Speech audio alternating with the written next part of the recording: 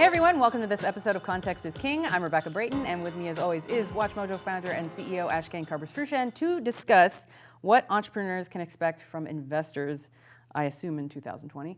So it seems like there's a lot of money going around, but SoftBank, which has a lot of money, is scaling back. So to clarify and put some context. So there's a lot of money that private investors have that is not being deployed. And that number is big. It's $1.5 trillion. So that's literally... How many zeros is that? That's a lot of zeros, yeah. So that's a lot of money, and it's weird to say they have nowhere to go. But basically, they don't meet the investment requirements, criteria of the investor, or they're just not attractive enough anyway. But at the same time, SoftBank that had,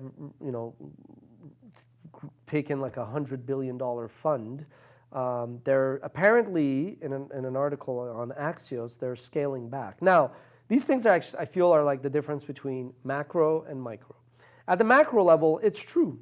There's been a lot of money that's been pumped into the systems, and unfortunately, it is true that a lot of the wealth created goes to those who have. So if you were smart to invest in Amazon and you put $1 billion a decade ago, that billion may be $10 billion now. So it's grown a lot, and now you have $10 billion to invest, and if you kind of do that across many investors, there's a lot of money sitting around. SoftBank is more specific, I feel, to SoftBank. SoftBank, between WeWork and Uber, made two huge bets on two companies that were losing money, these unicorns, where the strategy was capital as a moat. Like, we're going to just pour more money into these businesses, trying to scare the competition into competing, which at the end of the decade turned out to be, the jury's out for Uber, and for WeWork, definitely, probably not. So I think I still can't believe Uber is not necessarily a great company.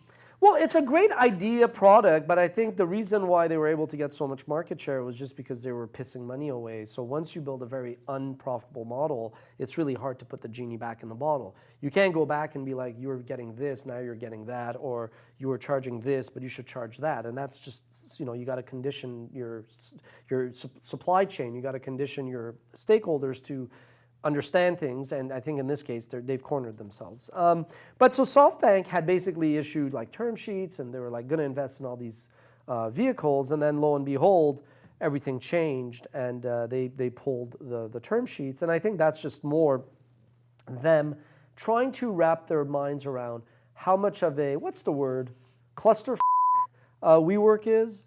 So they've put a lot of money in that. And even though Uber is publicly traded, so they're no longer responsible for covering Uber's losses, they do have an investment, I presume, that is either underwater, not profitable, or not where it should be. So I think that's just more SoftBank, trying to figure out how much of a cluster they're in. But it goes back to my fundamental point, that great line: investors will give you an umbrella when it's sunny and ask it back when it's rainy. So the second you start to play with investors, with banks. Yeah, no, totally. Yeah, exactly. And a lot of investors are more walk and talk and act more like banks than actual risk takers. So yeah, I think these things are kind of separate. I think there's a lot of money out there. If you have interesting projects, you'll be able to raise money. It might become more of an investor's market than an entrepreneur's market because of the misdeeds of the Adam Newmans and all that. But there's still a lot of money out there if you're reasonable to raise it under reasonable terms. But yeah, I think SoftBank may crash and burn, and if they right the ship, it'll still be at best tepid return on that $100 billion because they've already laid two big goose eggs. Sucks to be them? Let us know what you think in the comments, and we'll see you next time.